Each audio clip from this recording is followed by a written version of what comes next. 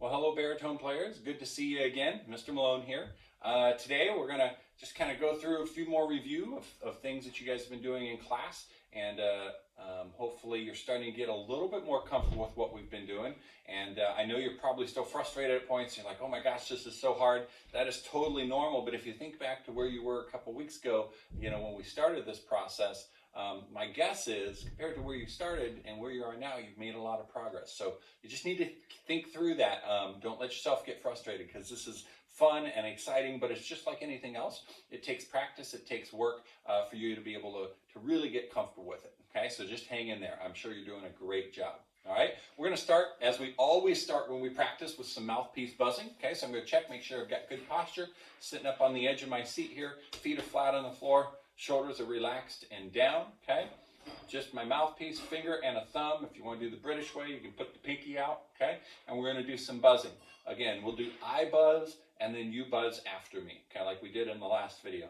And again, what I encourage you to do is use your ears. See if you can match the pitch that you hear me buzzing. So if I buzz low, you buzz low. If I buzz high, you buzz high. See if you can match that as we go through here, okay? Here we go. Posture, mouthpiece ready to go. Me and then you. 4 counts each. Here I go. Ready and.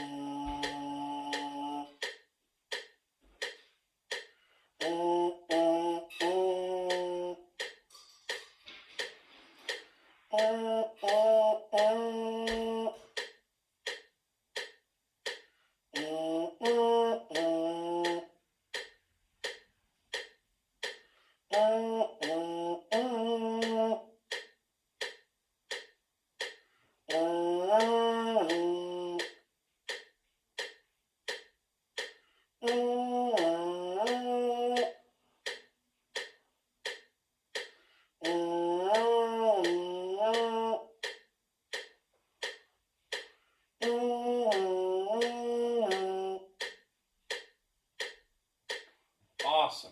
Nice job. Hopefully, again, that's getting a little bit easier every time that you sit down to do this, okay?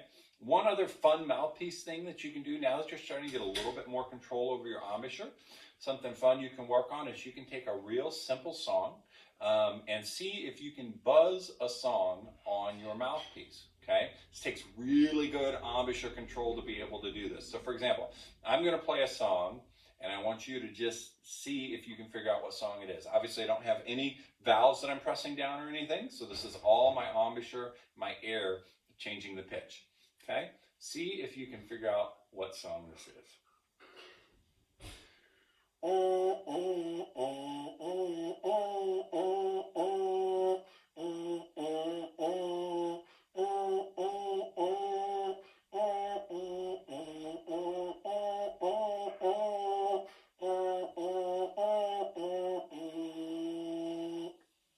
Anybody? We figured it out? I hope so. Okay?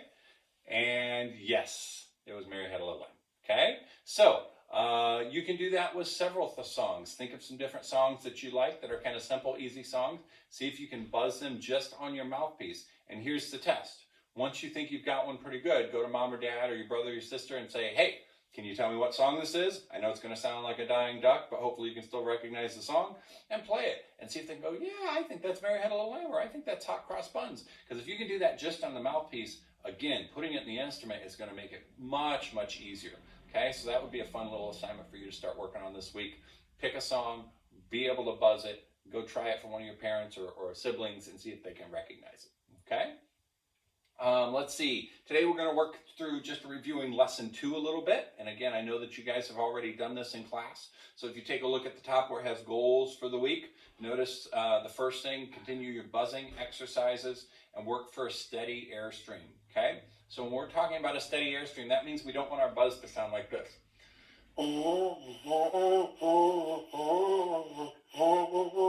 Lots of stops and starts, okay? The way we get a steady airstream or a steady sound on our buzz is to make the air continue to move steady. So again, plenty of air in, buzz out, and we want to be able to maintain a steady sound like this.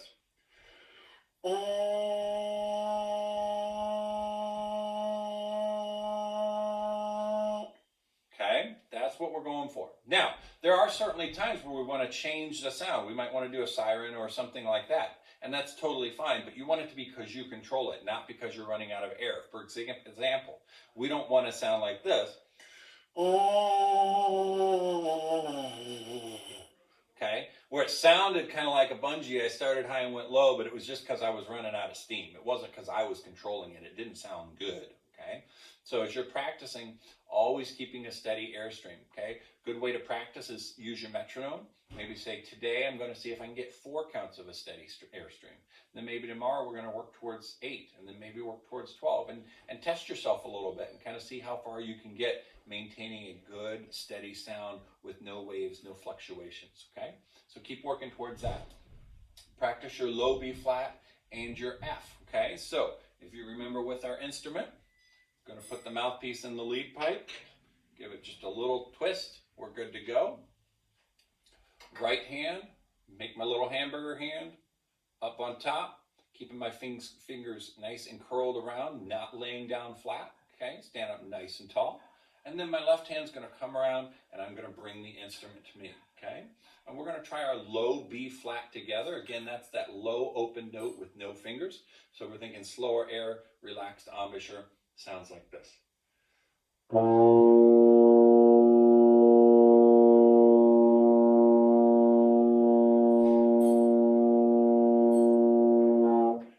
Is trying to maintain that steady airstream on that sound. Okay, and then we'll do the same thing on the F. Faster air, firmer embouchure, but I'm still trying to maintain a nice steady airstream.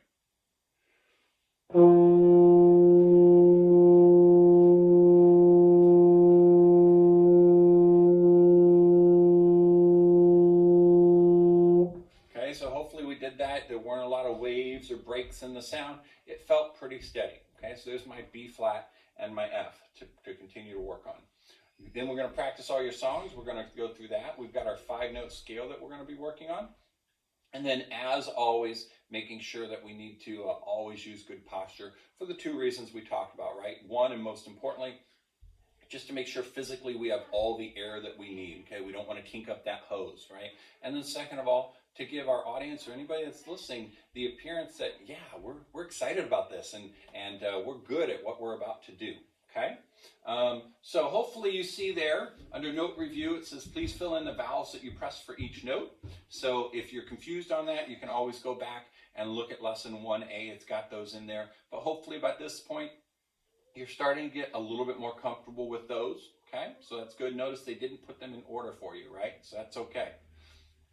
Then we'll take a look at our band warm-up, okay? And you notice the way that it's written in here, it's almost like stair steps because that's very much what it sounds like. We're going up our scale and we're coming down our scale, okay? And we did this a little bit probably a week or 2 ago and worked on being able to do 4 counts on each, okay? And we had 4 counts in between. Hopefully at this point, we're moving a little bit faster than that. So what we're going to do is we're still going to do 4 counts on each, but we're going to do no rest in between, okay? So I'm going to start on the B flat, work my way up to the F, come back down to the B flat, and we're going to do 4 counts on each note with no rest in between, okay? So let's try that together. We'll set our metronome on and give it a shot. Here we go. 1, 2, ready, go.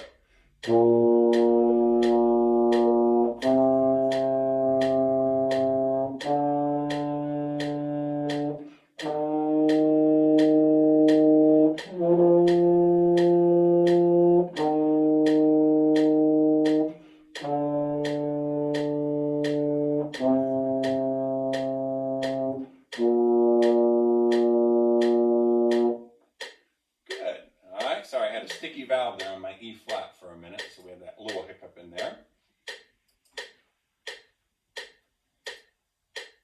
All right, there we go. So now you're doing that with whole notes, and again, just like we talked about last time, how can you then make it a little more challenging once you get comfortable with that? Maybe go to half notes, maybe go to quarter notes, maybe go to 4 quarter notes on each pitch.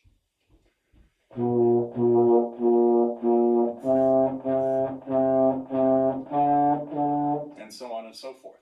Okay, so just continuing to change it up a little bit to make it, always make it a little bit more challenging. Okay, you never want to just sit in your comfort zone. All right, then we have a couple new songs that we're working on. Okay, we'll take a look at Mary Had a Little Lamb first. We just talked about how to buzz that one on the mouthpiece. Now we're going to actually try to play it on our instrument. Okay, so I'm going to go ahead and play it once. You're welcome to join me. I'll play it with the metronome. And then as we talked about, if you're finding, you know what, that's a little too fast, I can't do that yet, go back, take the video back a little bit, practice your note names and fingers with it, and then slowly work your way back in. Okay, here we go. Mary Had a Little Lamb. 1, 2, ready, go.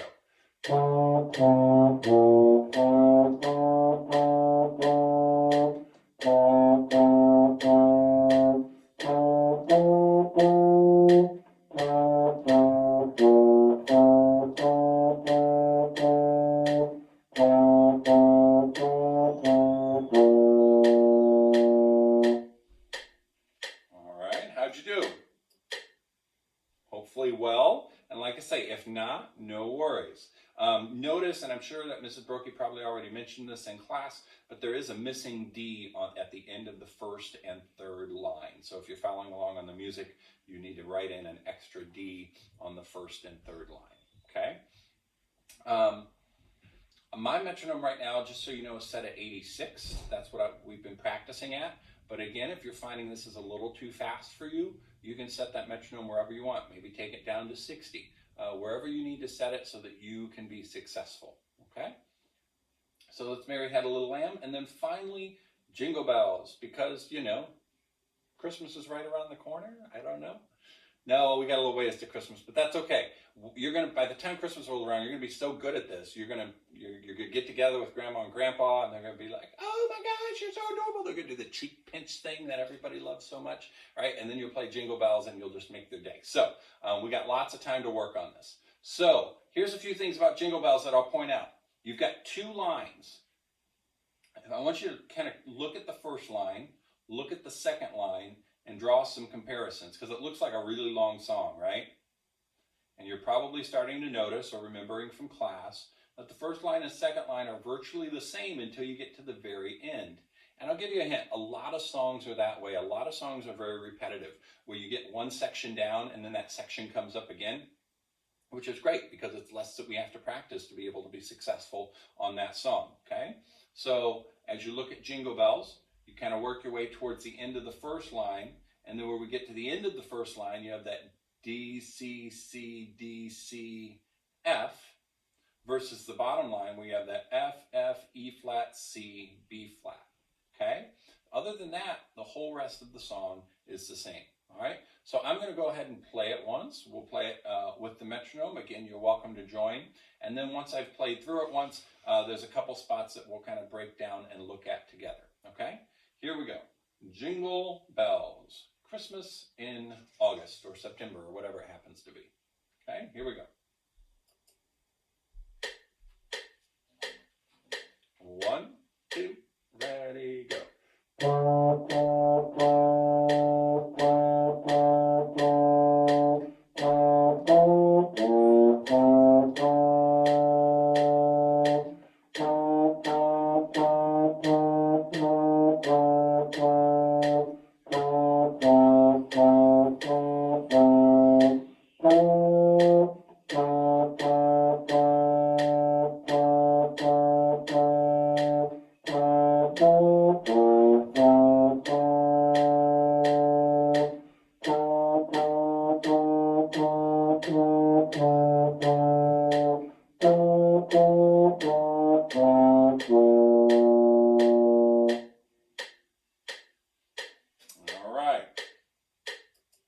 My guess is that we're not all there yet, which is totally fine. Again, you'll use this as a practice tool. I do want to look at the end of each of these lines because that's where most people start to get tripped up.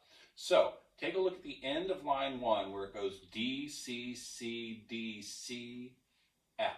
And we're just going to try that together. Okay, D, C, C, D, C, F. Here we go. 1, 2, ready, go.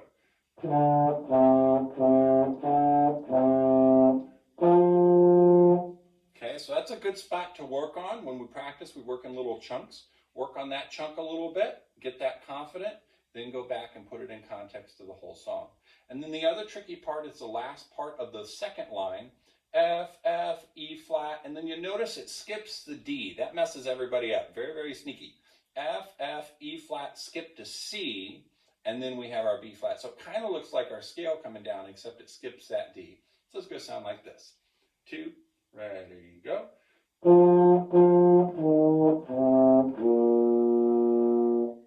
Okay, so those endings is where I would spend most of my time practicing, and then go back and put the rest of the song together.